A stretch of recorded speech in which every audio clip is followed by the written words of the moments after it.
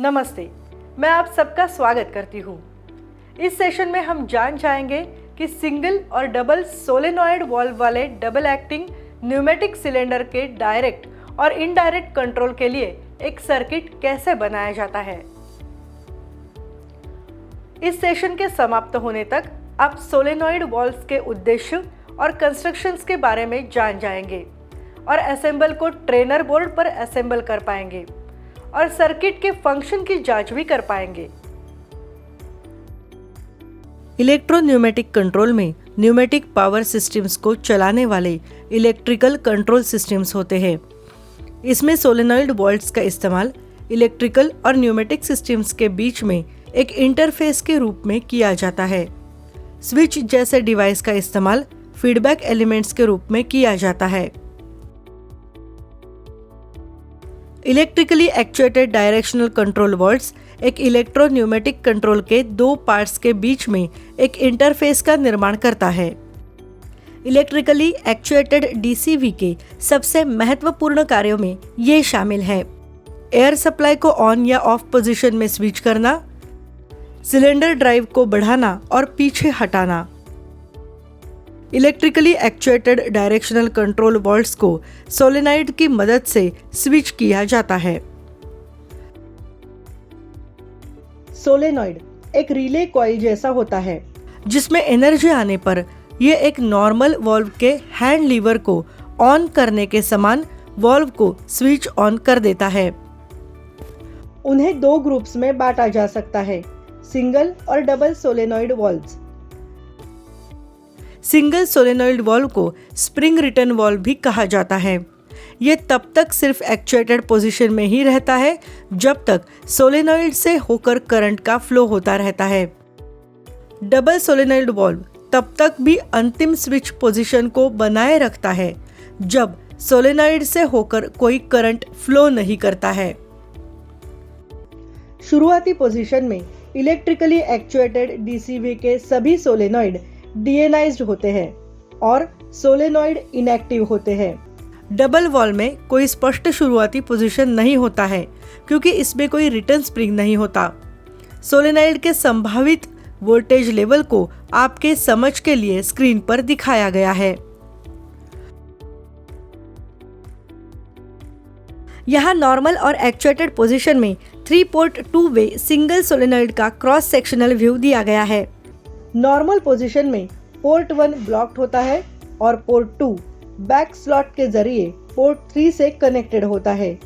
जिस समय कॉइल पर रेटेड वोल्टेज का इस्तेमाल किया जाता है, आर्मेचर को कॉइल के सेंटर की तरफ खींचा जाता है और इस प्रक्रिया में आर्मेचर को वाल्व सीट से ऊपर उठा दिया जाता है।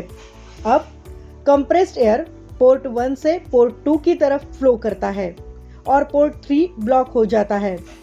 जब कॉइल का वोल्टेज हटा दिया जाता है तब वाल्व अपने नॉर्मल पोजीशन में लौट जाता है।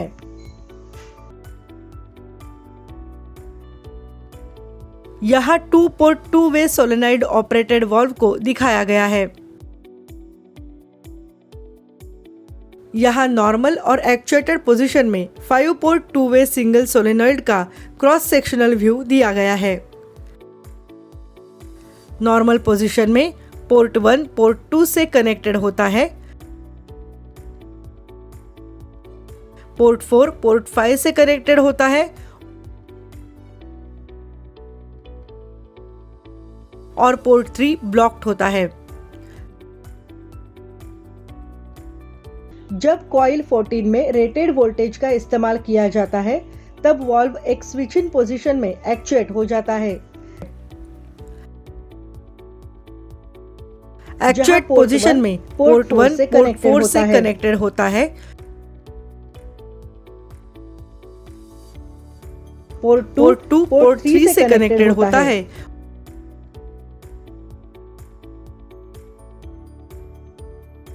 और पोर्ट 5 ब्लॉक्ड होता है।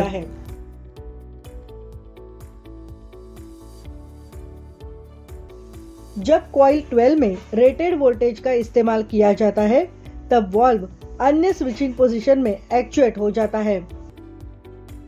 इस प्रकार के वाल्व का इस्तेमाल आमतौर पर डबल एक्टिंग सिलेंडरों को कंट्रोल करने के लिए फाइनल वाल्व के रूप में किया जाता है। यहाँ नॉर्मल और एक्चुएटेड पोजीशन में 5 पोर्ट 2 वे डबल सोलेनॉइड का क्रॉस सेक्शनल व्यू दिया गया है।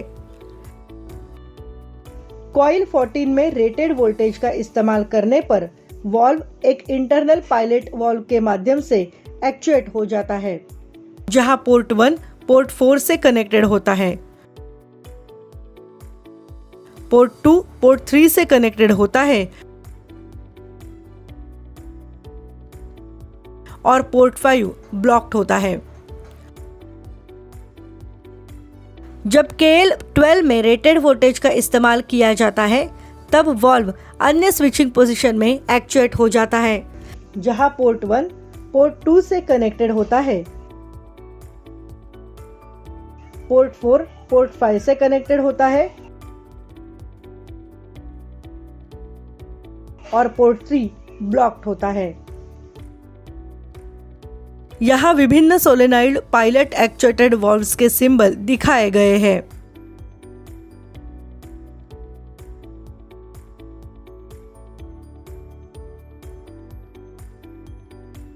आइए अब एक सर्किट डायग्राम बनाने के लिए आवश्यक टूल्स और मटेरियल्स पर नजर डालते हैं। आपको एक डबल एक्टिंग सिलेंडर, 5 पोर्ट 2 वे DC double solenoid valve, shut off valve, FRL unit, pneumatic power source, push button और रिले की जरूरत पड़ती है। दिए गए टूल्स का इस्तेमाल करके डबल सोलेनॉइड वाल्व वाले डबल एक्टिंग न्यूमेटिक सिलेंडर के इनडायरेक्ट कंट्रोल के लिए एक सर्किट बनाने की कोशिश करें। इलेक्ट्रो न्यूमेटिक सर्किट को दिखाए गए अनुसार कनेक्ट करें। जांच कर देखें कि सभी पार्ट्स को एक दूसरे के साथ कसकर कनेक्ट कर दिया गया है या नहीं। पावर सप्लाई का स्विच ऑन करें और सर्विस यूनिट खोलें। सोलेनॉइड वाल्व्स के जरिए एयर फ्लो को एडजस्ट करें। पुश बटन स्विच PB1 और PB2 को दबाकर देखें कि सिलेंडर के साथ क्या होता है। डबल सोलेनॉइड वाले डबल एक्टिंग न्यूमेटिक सिलेंडर के डायरेक्ट कंट्रोल के लिए एक सर्किट बनाएं। इलेक्ट्रो न्यूमेटिक सर्किट को दिखाए गए अनुसार कनेक्ट करें। जांच कर देखें कि सभी पार्ट्स को एक दूसरे के साथ कसकर कनेक्ट कर दिया गया है या नहीं। पावर सप्लाई का स्विच ऑन करें और सर्विस यूनिट खोलें।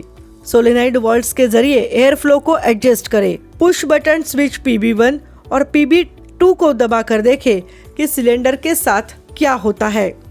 सिंगल सोलेनॉइड वाल्व वाले डबल एक्टिंग न्यूमेटिक सिलेंडर के इनडायरेक्ट कंट्रोल के लिए एक सर्किट बनाएं। इलेक्ट्रो न्यूमेटिक सर्किट को दिखाए गए अनुसार कनेक्ट करें। जांच कर देखें कि सभी पार्ट्स को एक दूसरे के साथ कसकर कनेक्ट किया गया है या नहीं। पावर सप्लाई का स्विच ऑन करें और सर्विस यूनिट खोलें। सोलेनॉइड वाल्व के जरिए एयर फ्लो को एडजस्ट करें। पुश बटन स्विच PB1 को दबाकर देखें कि सिलेंडर के साथ क्या होता है। सिंगल सोलेनॉइड वाल्व वाले डबल एक्टिंग न्यूमेटिक सिलेंडर के डायरेक्ट कंट्रोल के लिए एक सर्किट बनाएं। इलेक्ट्रो न्यूमेटिक सर्किट को दिखाए गए अनुसार कनेक्ट करें। जांच कर देखें कि सभी पार्ट्स को एक दूसरे के साथ कसकर कनेक्ट कर दिया गया है या नहीं। पावर सप्लाई का स्विच ऑन करें और सर्विस यूनिट खोलें। सोलेनॉइड वाल्व के जरिए एयर फ्लो को एडजस्ट करें। पुश बटन स्विच PB1 को दबाकर देखें कि सिलेंडर के साथ क्या होता है। अब तक दिए गए सर्किट डायग्राम के अनुसार एक सर्किट को असेंबल करने के लिए आपको सबसे पहले एक प्रैक्टिस एक्सरसाइज करने की जरूरत है।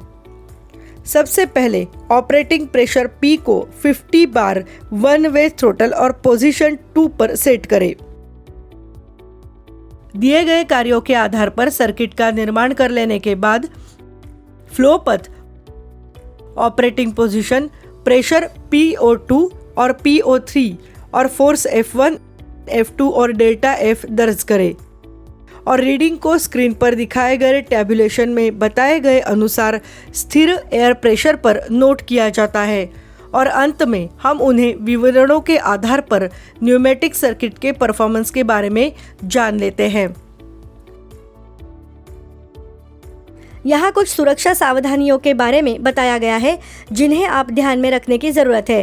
पावर यूनिट का स्विच ऐसा करने का दिशा निर्देश दिए जाने पर ही ऑन करें। सुनिश्चित करें कि खड़े होने का स्थान सुरक्षित है। कोई तेल न गिराए। तेल लगे हाथों से काम न करें। खराबी ढूंढने और डिसमेंटल करने का काम केवल तभी करें जब सिस्टम को डीप्रेशराइज किया जाता है। आप सिंगल और डबल सोलेनॉइड वॉल्व वाले डबल एक्टिंग न्यूमेटिक सिलेंडर के डायरेक्ट और इनडायरेक्ट कंट्रोल के लिए एक सर्किट बनाएं। इस पर आधारित इस सेशन के अंत में पहुंच चुके हैं।